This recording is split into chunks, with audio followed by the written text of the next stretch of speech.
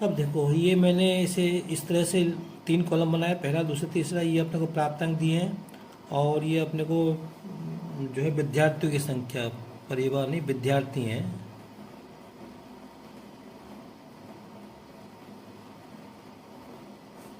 विद्यार्थियों की संख्या दी है। इसका मतलब ये है कि 0 से बीच में 10 अंक प्राप्त किए ऐसे कितने छात्र हैं? 5 छात्र हैं। 10 से 20 के बीच में अंक प्राप्त किए ऐसे कितने छात्र हैं? 8 छात्र हैं। 20 से 30 के बीच में अंक प्राप्त किए ऐसे 20 छात्र हैं और 50 से 60 के बीच में अंक प्राप्त किए ऐसे 5 छात्र हैं। अब हम क्या करेंगे, इसके अपने करें संचय आवृत्ति। आवृत्ति को हम बारंबारिता भी कहते हैं, इसलिए कंफ्यूज नहीं होना है। तो बारंबारी आवृत्ति कैसे निकालते हैं? ये 5 के 5 आएंगे और इस 5 में ये 8 जोड़ो, 5 में ये 8 जोड़ो तो कितना हो जाएगा? ये 13 हो जाएगा। 13 में 20 जोड़ो तो कितना है? 33 हो जाएंगे। 33 में 15 जोड़ो तो 33 पर 38 48 हो जाएंगे यहाँ पे, और 48 और 7 55 हो जाएंगे। 55 और 5 60। ये अंतिम संचय वाले में 60 आई है और इसका योग अपने को 60 दिया है। नहीं दिया तो देख लो ना, इसमें लिखा हो देखो, ये योग 60 दिया है। नहीं दिया तो अपन इसका योग कर लेंगे तो 60 ही आएगा। ये हमारा एन है, ये हमारा एन है। अब सूत्र क्या होता है माध्यिका निकालने के लिए? ये होता है माध्यिका एम डी बराबर L1 plus n/2 minus capital F upon small F into I. किताब में एच दिया हुआ है, मैंने यहाँ पे आई ले लिया, ठीक है। अब हम क्या करेंगे, सबसे पहले हम n/2 का मान निकालेंगे। n का मान कितना है? 60। तो n/2 मतलब 60/2 तो कितना आएगा? 30 आएगा। अब 30 हमको यहाँ पे देखना है, तो 5 के सामने के बारे में वर्ग क्या? 0 से 10। 13 के सामने का वर्ग क्या है? ये। तो ठीक है, तो इसे ऐसे 13 के बाद 14, 15, 16, 17, 18, 19, 20, 21 अप टू 33 तक इसके लिए वर्ग क्या आएगा? ये आएगा। तो हमारा 30 कहाँ आ रहा है? ये हमारा 30 इसमें आ रहा है, इस वर्ग में आ रहा है, ठीक है। अब यहाँ पे ये जो संचय बारंबारिता है, इसके पहले की जो संचय बारंबारिता है ये कैपिटल एफ कहेंगे, और ये संचय बारंबारिता के सामने वाली जो बारंबारिता है आवृत्ति है, इसको स्मॉल एफ कहेंगे। ये देख रहे, ये आपका L1 है, ये L2 है, ये L1, ठीक है। आई क्या है?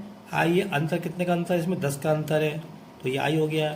अब मान रख दो, तो एम डी बराबर L1 कितना है?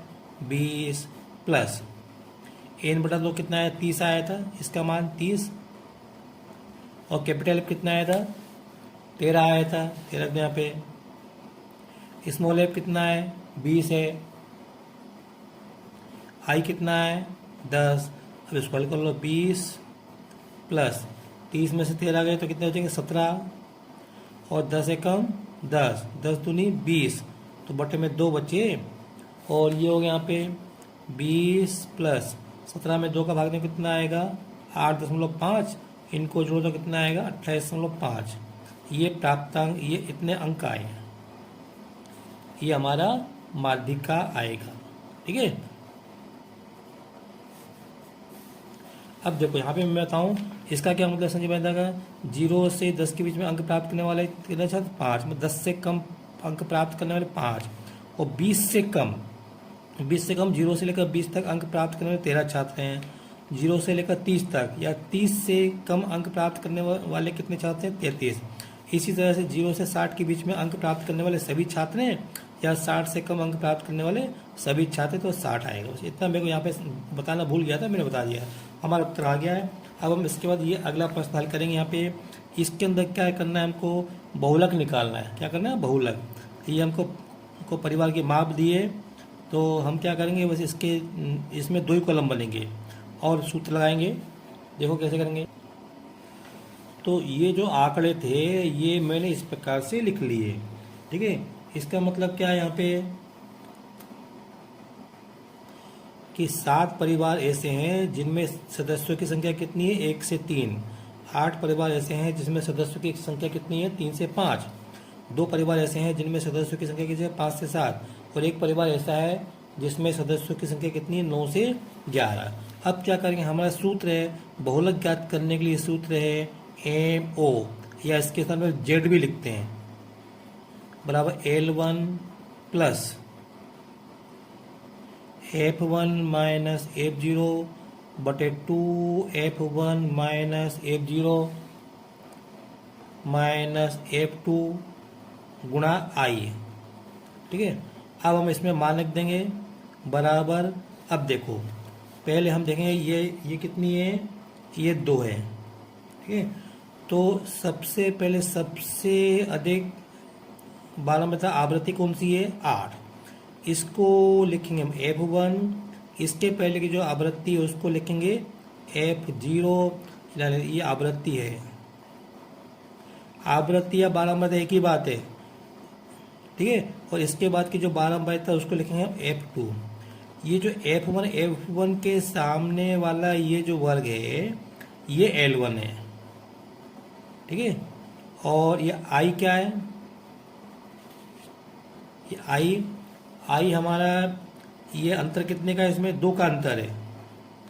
मानक 2 L1 के 3 प्लस F1 कितना है 8 माइनस 7 बटे 2 गुणा 8 माइनस F0 कितना है 7 माइनस F2 कितना है 2 गुणा I कितना है 2, 3 में से गया तो 2 बराबर 3 प्लस 8 में से 7 गया तो कितना 1 गुणा 2 बटे 2 अट्ठे 16, 7 तो 9, 16 में से 9 घटाओ।